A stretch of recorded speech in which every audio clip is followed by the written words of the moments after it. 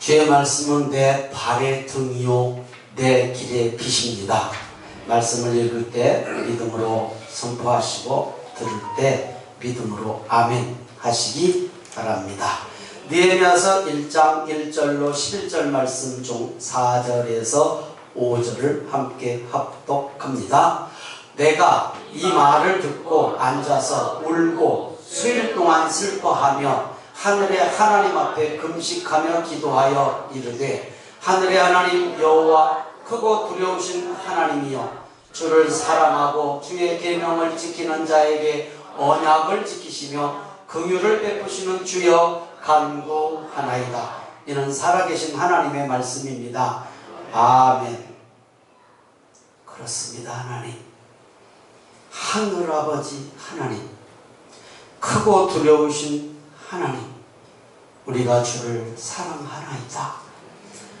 주님을 바라보며 사는 은혜를 주시고 이 시간도 말씀 듣는 시간 우리의 심령의 마음밭에 말씀의 씨앗이 떨어져 우리의 삶에서 30배, 60배, 100배 열매 맺게 하옵소서.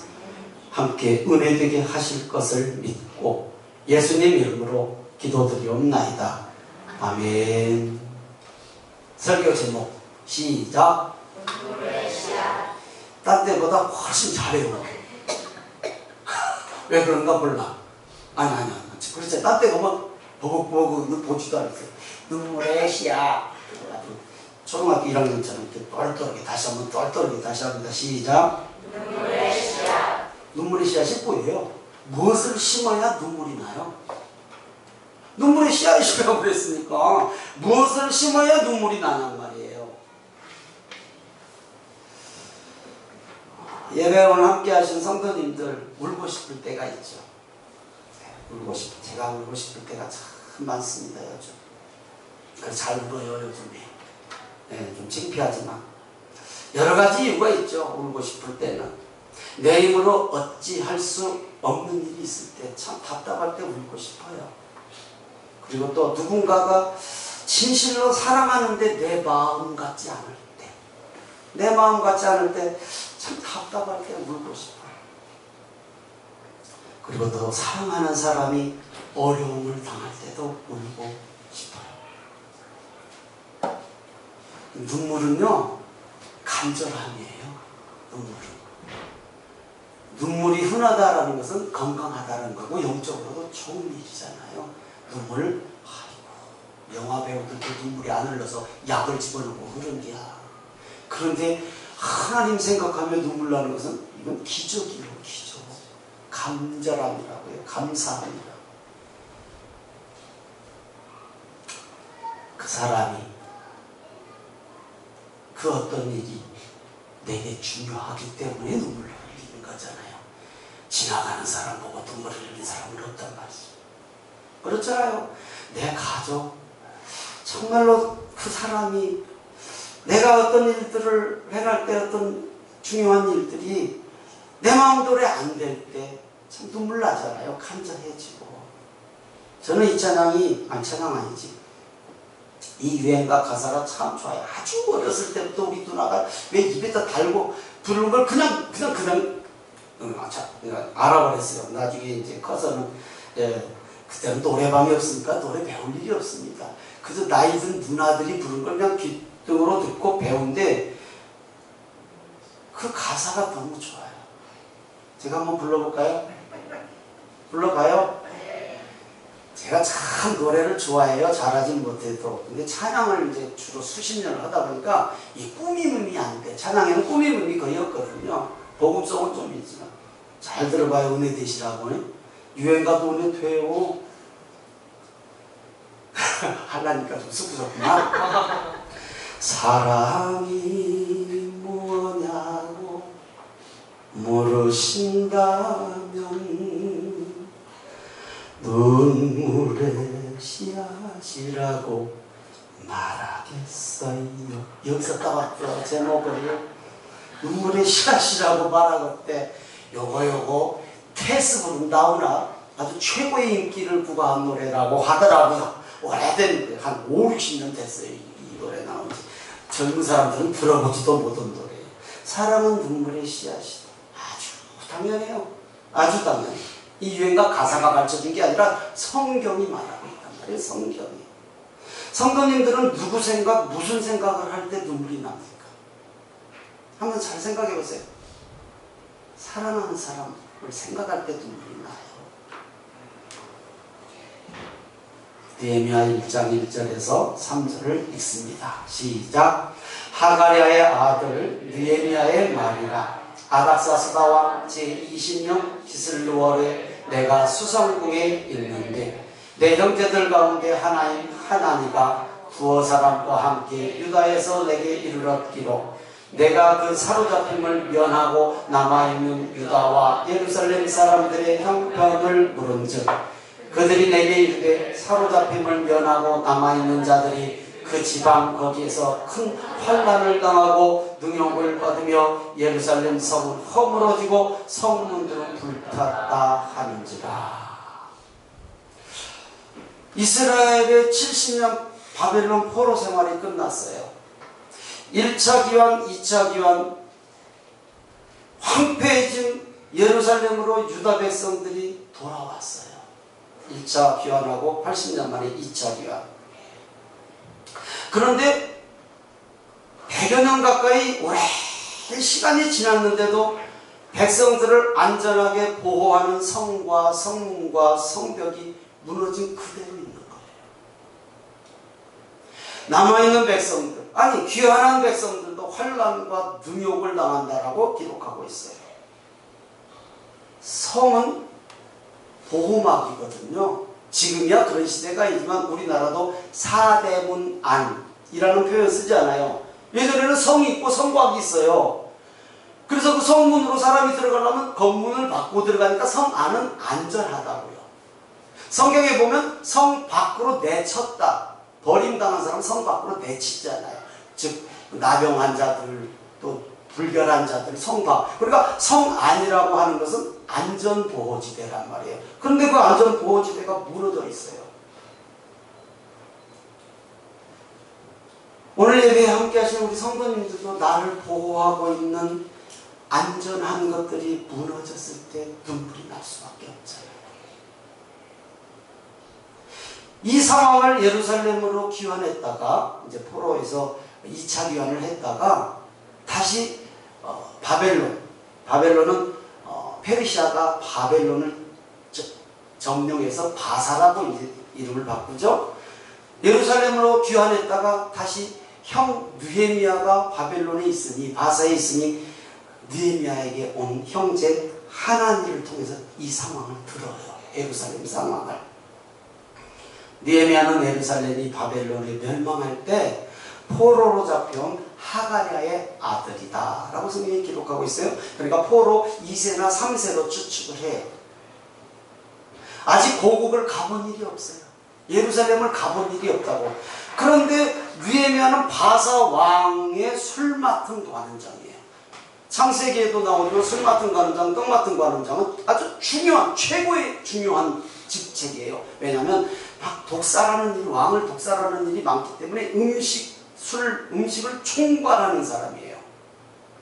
왕상에 올라간 모든 음식을 총괄하는 사람이에요. 그러니까 왕의 아주 절대적 신임을 받은 왕의 자문관이에요. 이 술 맡은 관원장 느헤미야, 바사왕의 술 맡은 관원장은 절대적 신임을 받은 사람이에요. 당연히 좀 목숨을 맡기는 거나 같은데. 그러니까 절대적 신임을 받은 만큼 안락한 삶을 보장받은 사람이에요. 왕의 자문관인 사람이에요. 여기서 우리는 백성의 무너진 삶을 다시 일으키시는 하나님의 손길을 한번 볼 수 있어야 돼요. 먼저 바벨론을 점령한 바사, 페르시아의 고레스 왕을 하나님께서 움직이셔서 하나님께서 미리 약속하셨잖아요. 70년 포로 생활을. 이 70년이 되자 이 포로들을 귀환 정책을 써서 이스라엘로 귀환하게 만들어요. 그래서 스룹바벨을 1차로 지도자로 해서 1차 귀환 후에는 성전이 재건되었어요. 성전이. 그리고 에스라를 지도자로 2차로 귀환 후 영적 부흥과 개혁이 이루어졌어요.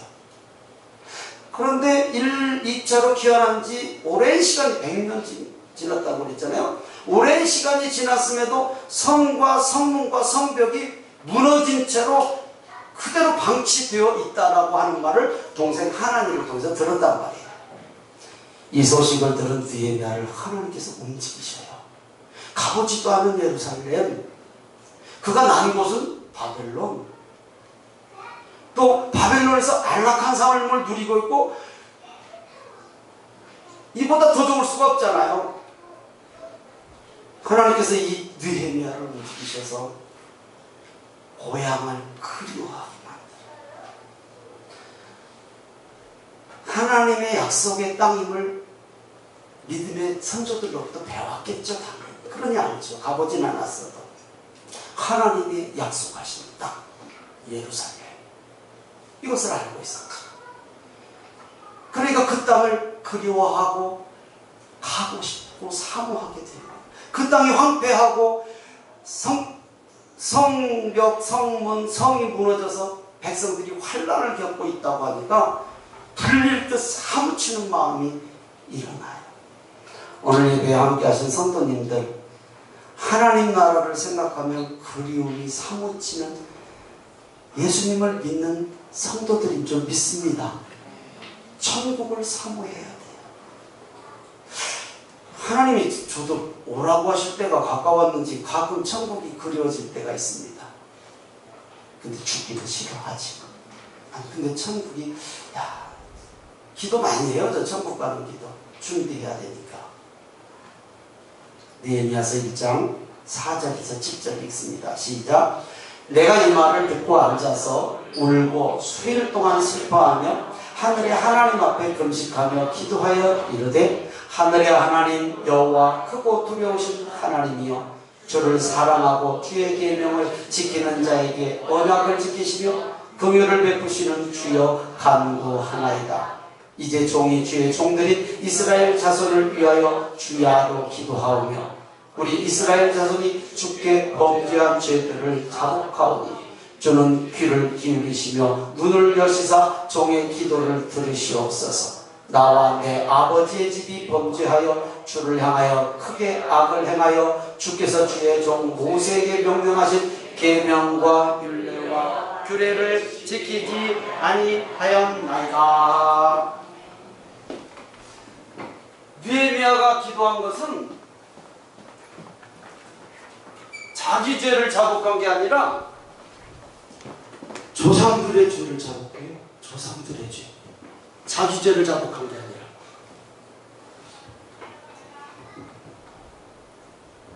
하나님께서 모세에게 명령하신 계명과 율례 말씀대로 살지 못했음을 수일 동안 금식하며 눈물로 회개해요. 우리나라도 국민을 위해서 기도하고 신로 나라를 위해서 일하는 사람들이 많아졌으면 참 좋겠습니다. 정말. 어느 날 왕이 느헤미야에게 묻습니다. 느헤미야 2장 2절입니다. 시작. 왕이 내게 이르되, 내가 병이 없거늘 어찌하여 얼굴에 수심이 있느냐? 이는 필연 내 마음에 근심이 있음이로다 하더라. 그때 내가 크게 두려워하여. 하나님은요, 우리의 염려, 근심, 걱정 다 알고 보고 계십니다. 그렇죠? 우리의 눈물의 기도를 기다리시고 계십니다. 기도하면요, 하나님께서 물어요. 어찌하여 우느냐? 어찌하여 얼굴에 수심이 있느냐? 어찌하여 내 삶에 감사와 기쁨이 사라졌느냐? 느헤미야가 이렇게 대답해요. 2장 3절입니다. 시작. 왕께 대답하되, 왕은 만세수를 하옵소서. 내 조상들의 묘식이 있는 성읍이 이제까지 황폐하고 성문이 불탔사오니 내가 어찌 얼굴에 수심이 없사오리까 하니. 열왕기상 3장 5절에 솔로몬이 왕이 돼서 전부 하나님 감사해서 1000번제를 드려요. 일천번제를 드린 그날 밤 잠을 자는데 꿈에 하나님께서 솔로몬의 꿈에 나타나셨어요. 하나님께서 물으셨듯이, 하나님께서 솔로몬에게 말씀하셨듯이 오늘 예배에 함께 하신 성도님들에게도 오늘 예배를 통하여서, 예배 시간을 통하여서 여러분 심령 가운데 물으실 것을 믿습니다. 내가 무엇을 도와줄고, 열왕기상 3장 5절에 그대로 내가 무엇을 도와줄고 너는 구하라. 왕이 다시 느헤미야에게 묻습니다. 내가 무엇을 원하느냐? 무엇을 원하느냐? 느헤미야 2장 4절 5절입니다. 시작. 왕이 내게 이르시되 그러면 내가 무엇을 원하느냐 하시기로 내가 곧 하늘의 하나님께 묵도하고 왕에게 아뢰되 왕이 만일 좋게 여기시고 종이 왕의 목전에서 은혜를 얻었사오면 나를 유다 땅 나의 조상들의 묘실이 있는 성읍에 보내어 그 성을 건축하게 하옵소서. 지금 울고 있는, 수일 동안 금식하며 회개하고 기도하고 울고 있는 느헤미야에게 왜 그러냐? 왜 수심이 그렇게 가냐? 내가 도와줄 일이 뭐냐? 그랬더니 지금 오늘 말씀이야. 나를 내 고국으로 보내서 그 무너진 성읍을 건축하게 해주십시오. 왕이 허락합니다. 느헤미야는 예루살렘 성 재건에 필요한 모든 물품과 예루살렘까지 가는데 안전 보장을 받습니다. 그게 느헤미야서 2장 6절부터 9절까지 기록되어 있습니다. 오늘 올여름 우리 전교인 수련회 주제가 뭐였죠? 시작. 아이고, 주제 시작. 아이고, 따라합니다. 정답과 해답. 아니 그 다섯 자가 기억이 안 나면 어떻게 섬겨? 정답과 해답. 성도님들, 하나님의 정답대로 살기를 힘써 보시기를 바랍니다. 예, 우리는 부족해서 정답대로 완전하게 못 살아요. 근데 힘쓰는데, 그러면 하나님께서 부르셔. 분명히 부르셔요. 하나님의 정답대로 살면 어떻게 역사하신다고 그랬죠? 하나님의 정답대로 살기를 힘쓰면 하나님께서 어떻게 역사하십니까? 시작. 해답으로 역사하신다고 했잖아요. 해답. 정답은 우리 너무 잘 알아. 그런데 1번 답을 2번에다 써. 1번 정답을 2번에다 쓰면 100점이요? 빵점이요? 빵점이지. 그렇게 정답을 쓰면 안 되는 것이야. 그러니까 정확한 1번 답을 1번에다 써야 그게 해답이 되지. 1번 답을 알아. 100% 정답이야. 근데 3번에다 써. 2번에다 써. 그럼 빵점이지 뭐. 그치? 시험을 자주 보는 학생들. 그래서 우리는 하나님의 정답대로 완전할 수는 없지만 힘써 살면 하나님께서 해답으로 역사하실 줄 믿습니다. 느헤미야를 통해서 온 백성들이 하나가 돼요. 대적들의 집요한 방해도 있고 생명의 위협도 있고 그 와중에서도 오직 성벽 제거, 성벽이 제일 중요하잖아요. 성벽을 쌓아야 뭔가 안에서 일을 해도. 그러니까 낮에는 일하고 밤에는 파수하고 반절은 일하고 반절은 무기 들고 지키고. 그래서 형편껏 애를 써요. 형편껏. 그러니까 어떤 족속들은 우리 집 앞에만 성벽을 쌓고 어떤 사람은 막 긴 것도 썼고 자기 형편껏. 그래서 52일 만에 이 큰 역사가 끝나요. 느헤미야 한 사람 때문에. 왕족도 아니고 제사장도 아니고 성경에는 평신도라는 얘기가 없지만 평신도 지도자예요. 평신도예요. 지금까지 말씀이 이해되시면 아멘. 네, 이해되죠? 별로 어렵지 않습니다. 우리의 삶과 신앙에 적용합니다. 우리의 가정과 교회와 내 주변에 무너진 것들이 있는지를 살펴봐야 합니다. 나는 하나님의 백성입니까? 감히 하나님을 아버지라고 부르니까? 먼저 나 자신에게 무너진 것이 무엇인지, 내 가정과 가족은 어떤지, 아니 내가 섬기는 교회는 어떤지, 내 주변에 주변의 사람들은 어떤지 돌아보고 점검해서 무너진 사람을 봐야 되고 무너진 것들을 찾아봐야 되죠. 그래야 세울 생각을 하죠. 무너진 것이 무엇인지도 모르는데 어떻게 세워가냔 말이에요. 부담 갖지 말고 정답 말고 마음에 있는 답을 얘기해 보세요. 문제 낼 때 문제가 생기면 이 방법 저 방법 다 써보다가 그래도 안 되면 마지막으로 하는 것이 뭐죠? 시작! 알기는 잘하고 알기는 잘하고 맞아요.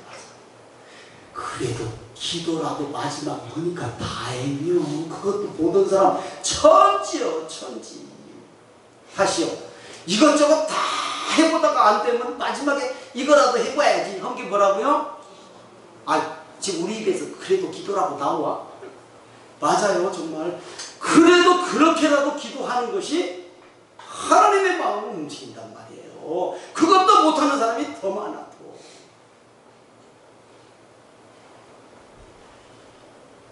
정답인 줄은 알아요. 기도해야 된다라는 거. 근데 삶이 자꾸 뒤에서 잡아당겨 안 쳐. 우리에게 무너질 것이 있는지 잘 돌아보셔야 돼요. 무너질 것이 있는지, 우리의 삶은 어떤지, 나의 신앙은 어떤지. 무엇보다 우선으로 오늘 찬양했던 저 이 찬양 우리 교회 설립하고 처음 불러본 찬양이에요. 아무리 인터넷을 뒤져도 안 나와. 내가 그때 울고 싶었거든. 근데 이 찬양을 알아. 그래서 가사가 이렇게 나서 울고 싶은 형제요. 요 첫 가사를 치니 안 나와. 쳐봐요 가서. 왜 안 나오지? 이게 이제 없어져 버린다. 하더니 울고 싶은이 아니라 울고 있느니라. 울고 싶은이 아니라 울고 있는. 그렇게 치니까 딱 하나 또 하나. 요 파워포인트 그것도 딱 하나밖에 안 돼. 오래된 찬양. 이게 아주 복음 속에 아주 보존이거든요. 이거. 무엇보다도 우선으로 찬송, 기도, 말씀.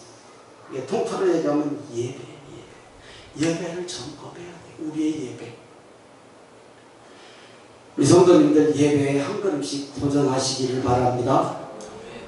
도전이 뭘까요? 오늘 오후 예배 나오셨으니, 오전 예배 나오셨으니 오후 예배도 나오시기를 바랍니다. 아니 오전 예배 나왔으니 오후 예배도 나오실 수 있는 분만 아멘. 속으로라도 아멘. 그럼 오후 예배도 나오신 분은 수요 예배도 도전하라는 얘기예요. 수요 예배도 나올 수 있는 분은 금요일도 도전해보라는 얘기예요. 금요일도 나오신 분들은 새벽도 도전해보시라라는 거예요. 누가 강요해서 예배 드릴 일이 아니잖아요. 이건 내 성령께서 내 마음을 움직이셔야 나오는 거거든요. 내일 스타트 예배는 다 나오시기 바랍니다. 카풀 자명종 완전 이용하시기 바랍니다. 더 얘기하면 이제 부담되니까 그만 얘기해야지. 말씀을 마치려고 합니다. 우선으로 해야 할 일, 우리는 이미 정답 잘 아셔요. 신앙생활하면서 내가 우선적으로 어떤 일을 해야 할지 이미 다 알아요. 정답. 아까 말씀하셨죠. 답을. 기도가 맞습니까? 아니, 아멘 하시다가 넘어지신다. 기도가 맞습니까? 맞아요. 기도하세요. 그러면 찬양이 나오고 말씀이 읽어져요. 말씀을 삶으로 살아낼 능력을 주셔요. 내 힘으로 사는 것은 한계가 있지 않겠습니까? 능력을 주셔요. 내가 달라졌네요. 오늘하고. 예, 그거 본인이 느껴야죠. 하나님께서 분명히 말씀대로 살려고 정답대로 살려고 애를 쓰시면 해답으로 역사하신단 말입니다. 이거 꼭 체험하는 성도님들 되시기를 주님의 이름으로 축원합니다. 주님을 사랑하고 고국 예루살렘을 사랑하니까 금식하며 회개하고 눈물이 날 수밖에 없는 거예요. 여러분 정말로 사랑하며 사시기 바랍니다. 사랑하면 눈물 날 수밖에 없고 기도할 수밖에 없어요. 먼 데서 찾지 마요. 먼 데서. 내 가족, 내 아내, 내 남편, 내 자녀 뭔데 쳐다봐? 내 가정도 아직 못 쳐다보고 있는데. 내 가정. 마음 아프게들 하지 마세요. 마음 아프게들. 그 중에 누가 제일 마음 아프게 해가 손들어봐. 그러면 저요. 제가 제일 먼저 손드는 사람인 줄 아는데 마음 아프게 하지 마. 첫사랑을 회복하란 말이에요. 첫사랑. 처음 만날 때는 그렇게 안 만났잖아요. 눈에 넣어도 아프지 않을 것 같고 꽉 찌면 깨질 것 같고 깨질까 봐서 살짝 좀 떨어져서 깨질 것 같고 그런 초가심을 가지고 다 사랑했잖아요. 그런데 왜 그렇게 마음을 아프게 하고 왜 그렇게 힘들게 하냐고요. 서로가.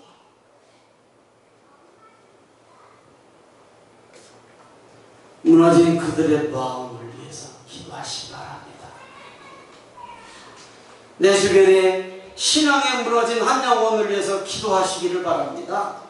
예수님께서도 말씀하셨어요. 한 영혼을 세우는 일은 천하보다 귀하다. 이 찬양 너무 가사가 좋아요. 울고 있는 형제여 왜 찬송을 잃었는가. 울고 있는 형제여 왜 기도를 잃었는가. 어둠 속의 찬송은 기적을 부른다오. 어둠 속의 기도는 하늘 보자 흔든다오. 하나님의 마음을 움직일 수 있는 찬양과 기도 예배가 간절히 드려지는 성도님들 되시기를 주님의 이름으로 축복하고 축원합니다. 이 찬양과 함께 승찬에 참여하겠습니다.